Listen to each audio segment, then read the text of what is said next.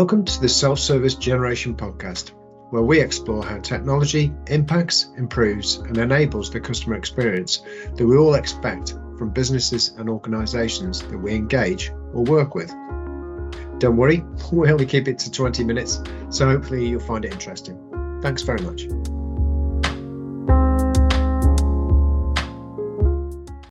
Welcome to today's episode of the Self-Service Generation podcast. This time round, we're focusing on retail. You're joined by me, Gavin, and we also have Steve as well. Hi, Steve. Hi, how you doing? You all right? Yep, not too bad. How are you doing today? Any new calamitous events? Well, do you want an injury update? So, please. Have I told you that I damaged my hamstring? I don't think so. No. When did that happen? So I did it a couple of weeks ago. So it probably was about the right time. Yeah.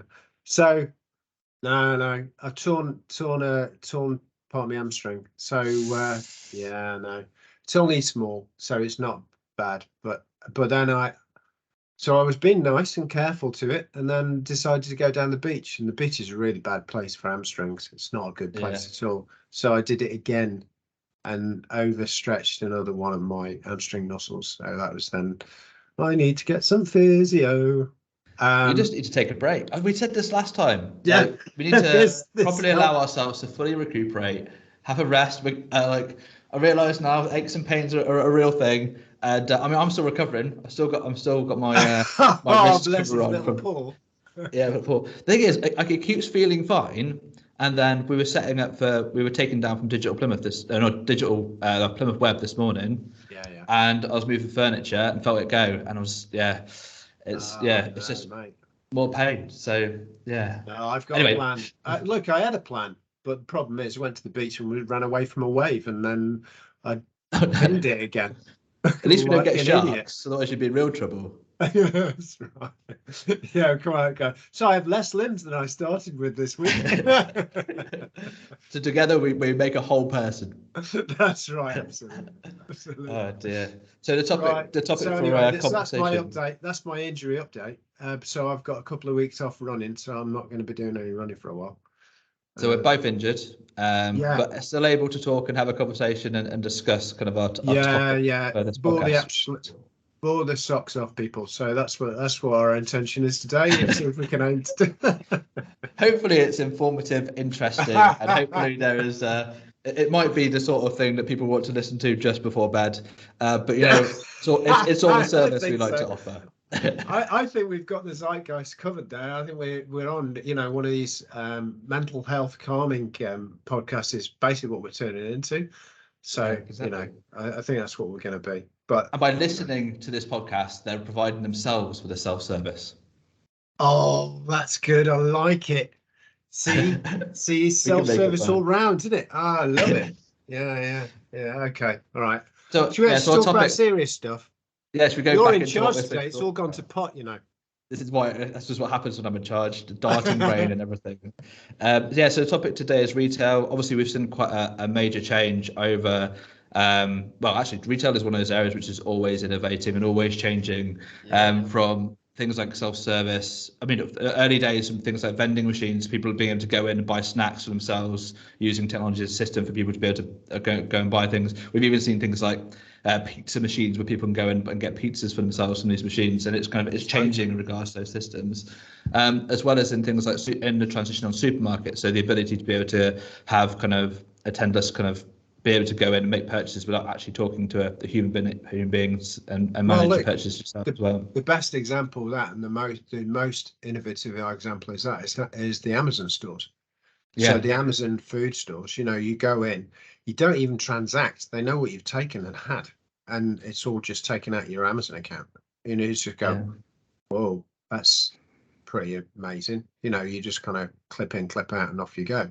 So I'd be awful at that because you're not even conscious necessarily of what you spent until afterwards. So you just you'd be legally filling your pockets full, and then you get a bill at the end of the day. Yeah, that's right. Yeah. Well, yeah. I saw the one in Kensington High Street, and it's quite busy. So there's got a lot of people using it, and it's interesting, really interesting. But I'd be interested to know the numbers on that in regards to kind of like how the model works as well. I mean, there's really interesting work done. Back in 2020, there's a brand called Castle that did I think it's in Norway, did a self-service shoe shop.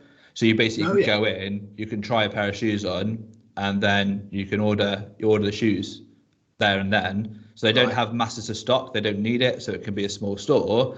You can go in, you can Okay. try them on, and then you can get them delivered home. So you don't even have to think about carrying the shoes back with you. They're not an additional weight to then carry as well.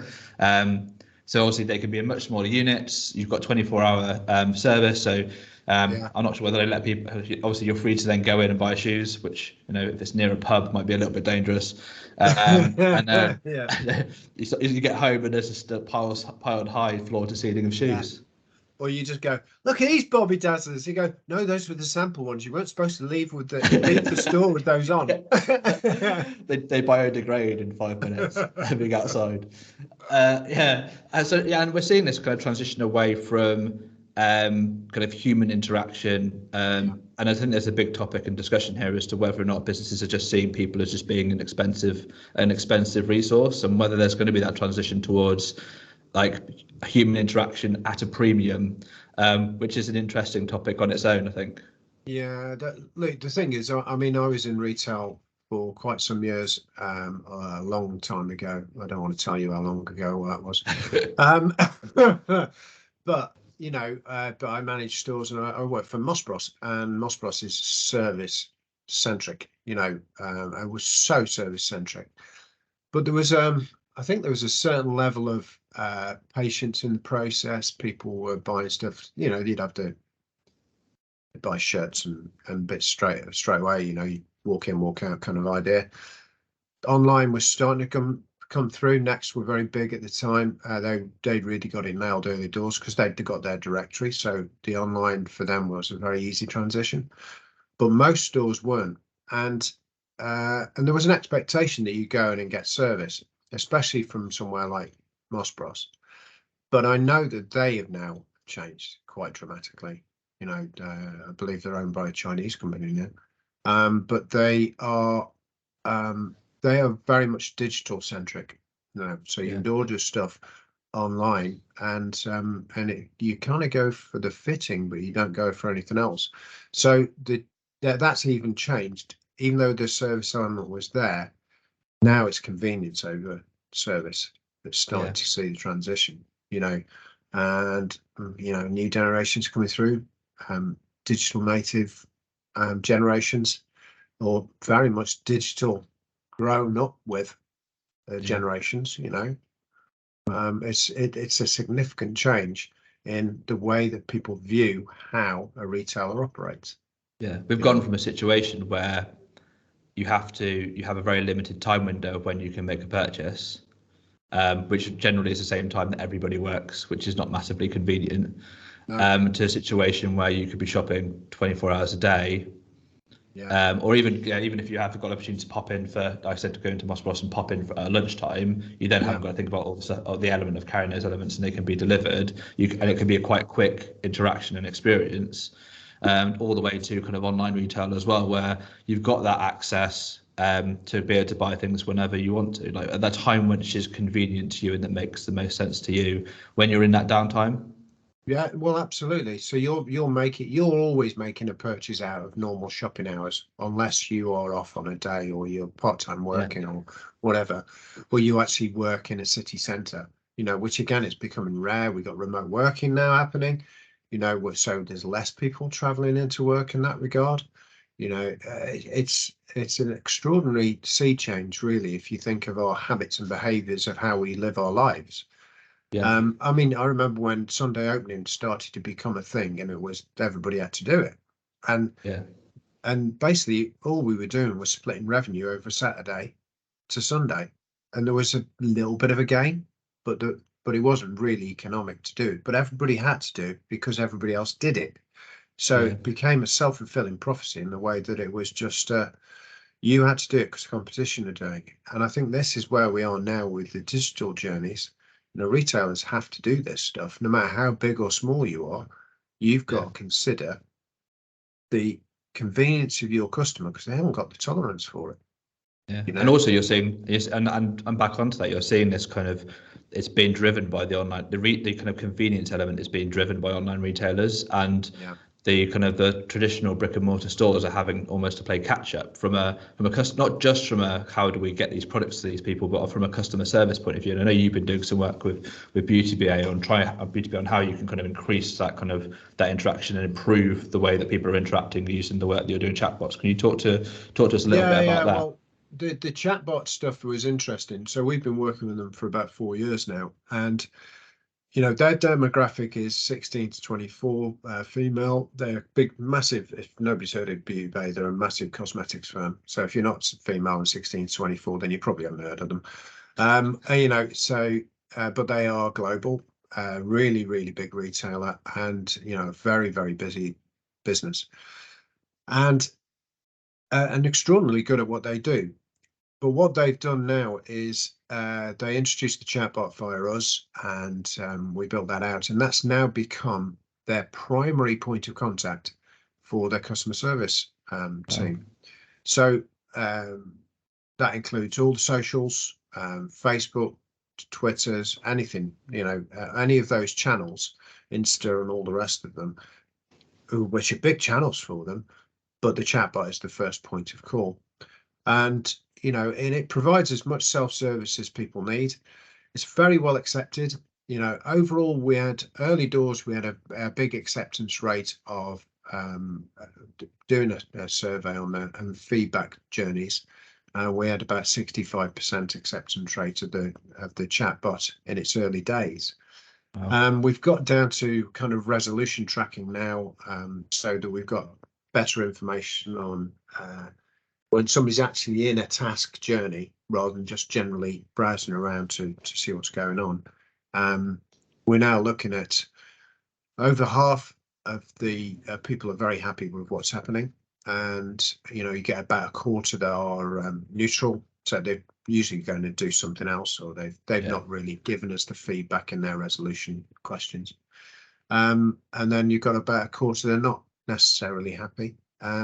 But that could also be to do with the fact that parcel hasn't turned up or something. Yeah, what was the actual resolution of that, and rather than necessarily being the technology? So it's usually Wismo, which if you're not a retailer, it's where is my order, and the Wismo stuff is nearly half of the overall traffic that goes through the chatbot, and it's looking up where the parcel is. Look, they have a parcel lookup bit. They get emails with links on it. They get all those things. But they still come to the chatbot to ask it, can you look up my order for me, please? Because they see that as an immediate request and self-service area. So it's interesting. But that generation, if we think about those 16-24 demos, well, that was 4 years ago. So the 24-year-olds that were then using it early doors are now 28. And they haven't changed necessarily their opinion of it. And that's just going to carry on moving through. So these generations that are coming through are expecting this to be the norm, and and expect it to work. It's just that simple. Are you seeing do you see any limitations to it, or is it purely a case of are there any points where actually there's a limit to what you can do from a chatbot's perspective? Obviously it's really powerful from what it can do in regards to dealing with quick inquiries, getting access to information. Is there any point where you're actually no, they need to speak to a person, or can the chatbots pretty much handle everything? Most businesses have processes. So a process is, a straightforward, logical process. Any of that can be automated. The whole notation of an automation is you automate where possible and human where it counts. So human where it counts is going to be that engagement piece where somebody does need to be kind of nurtured, a complicated case, a complicated requirement. And then we always have a handover journey in the self-service journey anyway, so you'll always give the option of going out to somebody. We've got another client called Car Chase Heroes, and they do all the track days. So, if you're into your racing cars and stuff, they are pretty much number one in the UK for that stuff. And they go all around the UK, different tracks and stuff. They're extraordinary cars. Their cars are amazing. Anyway, yeah. But they do, they have typical problems like you do. Nothing's ever smooth, is it? There's always something that crops up in a retail journey. And in their case, it's things like vouchers and stuff, because they do a lot of trading of people buy vouchers off Virgin or whoever, so that they can spend with Car Chase Heroes to get a track day, or they are worried about the weather because it's weather centric a lot of the time, and just recently we've had a load of stuff coming in on weather because we've had snow, we've had rain, we've had hot, cold, God knows, you've had everything.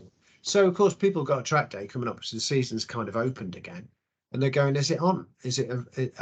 Will we be able to race this weekend? Will we be able to do this stuff? I've got a track day book. No. All those questions. Well, we've programmed the bot to do that, so it'll answer all those questions. The team can keep it up to date with the latest information, point them in the right direction, and off they go. So and the beauty of that as well is, I guess, anything that the chatbot can't do that then transitions into a customer service representative, you can then go have a build up and understanding of going, okay, what haven't they been able to self-serve on? What are the questions that they're asking? What is of interest? Have we got that information at the moment that we can easily distribute and send through the chatbot, or actually is it something else that we need to collect to make it smarter? And building, it's almost going, to start off, the experience might be a simpler experience from a chatbot point of view, but you can build on it and make it more of a complete experience the more you go to develop it and the more you utilize it within the business. Yeah, very much so. Look, the point is there's going to be something that you'll need some human interaction with. You're never going to do it 100%, I don't think. Well, no, I think we will get there, but a lot of the limitation is the systems that we're interacting with, and there's the systems usually that are waiting to be ready, to be ready for interaction and an integration with. And I think it's also it's a generational need. It's a generational need as well. I think we're talking about that 16 to 24, that transition in, or those like there's a wide, and that is a wider. We are seeing more people who have grown up with technology or have adapted to technology, been able to who they want this as a go-to kind of mechanism for interacting. They don't want to necessarily have wait on a phone call, but I know you've done a lot of work in that space as well. Being able to go online, but to have a quick conversation, but to get that information, and you can almost be self-served quicker than sometimes it would take for you to get on a call for a rep a lot of the time. Well, a lot of the introduction, so the voice bot stuff that you were talking about just a second ago, or you kind of alluded to, the deal with that is that so if we're talking about insurance retail, for instance, and you're looking up your policy, or you want to inquire about renewals or something like that, or even if you want to cancel a journey, cancel a policy because you found something somewhere else, the value in that's very low. But also the options there to go, we have an automated service, do you want to use it, or do you want to go through to the team? Now, the percentage that will use the automated service will be significant enough to take the pressure off. So both queues are reduced. One's there is no queue because it's automated, but the other one is then minimal, or it's more economic, and you can get to it quite easily. But it doesn't matter really what the age group is, because they can pick the phone up and talk to something that's an automated journey. It sounds really good now. It's understood.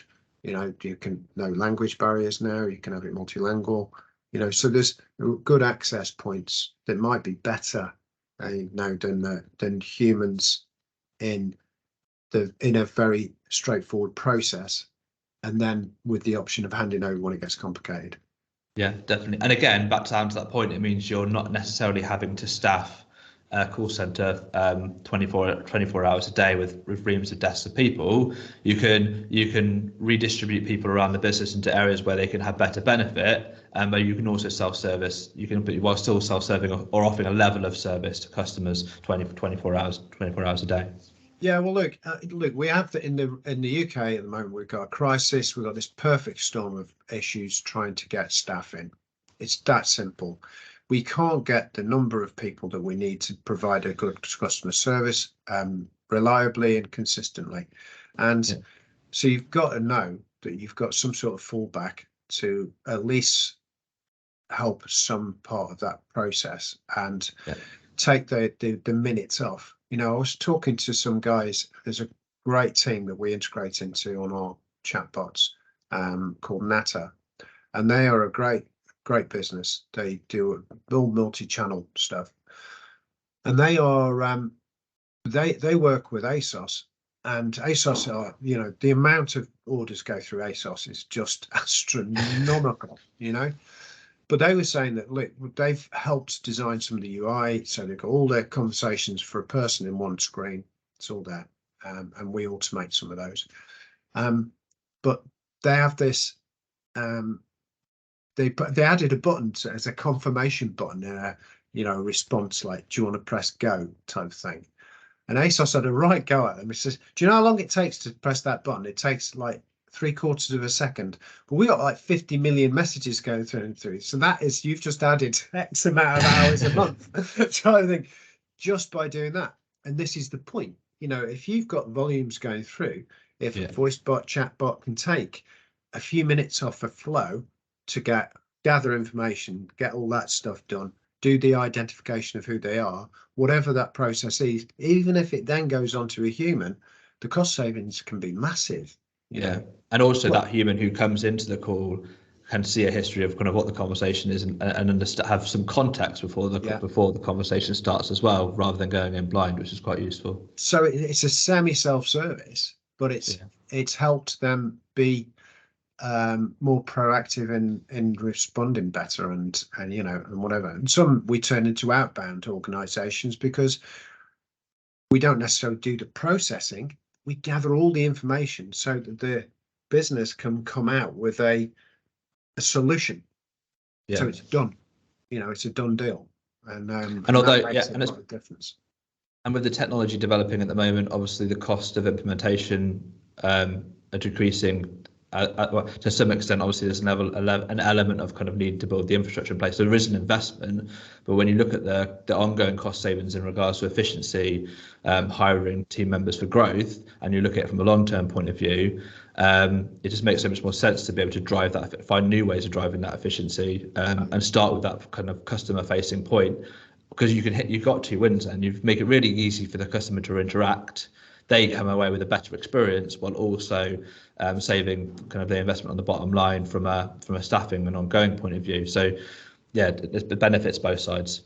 Yeah, and you can still have a very seamless conversation, you know, so the chatbots hand over to live chat anyway. So we've got, so you can, in the same window, you'll integrate into our platform's live chat. So you can still do that, turn it on at certain times and turn it off at others. But it means then that there's all continuity from a customer's perspective, but they've self-served where they can. So you don't have to do 100% straight away. It's 80-20 rule stuff. You know, do what make the difference where you can. But retail's right for this stuff. Wismo's the biggest journey. You know, you've got cancellations, amendments, all those types of things. Those are big things that can be automated if your system's ready to do it. And you know, it takes pressure off those teams to try and respond to those things. Yeah, definitely. I think there's a big, obviously, of talking about the next podcast that we're going to be doing. Wismo is going to be kind of part of that conversation as we start to explore. So our focus for the next podcast is going to be logistics. So we're going to be exploring both driving self-service from a consumer point of view, as well as internally from a team member point of view as well. Because we need to make sure we're also thinking, how can we allow our team to work more efficiently and allow them to self-serve and look after themselves as well. So that's going to be the main feature for our next podcast. So make sure you subscribe so you get alerts when that comes up. Absolutely, no worries. All right, so until next time. Thanks for your time, Steve. Hopefully we can stay healthy for the next podcast. That will be. I don't know. I'm bound to do something. You know I am. I'm a liability. We seem to alternate between me and you each week, so I might just give myself a bubble wrap for the next couple of weeks. Are you getting nervous now? Yeah, definitely am. Oh, dear. Well, thanks for your time. It's really good to talk through everything, and we look forward to talking more in the next podcast. Yeah, great. Thanks very much. Cheers, everybody. Cheers.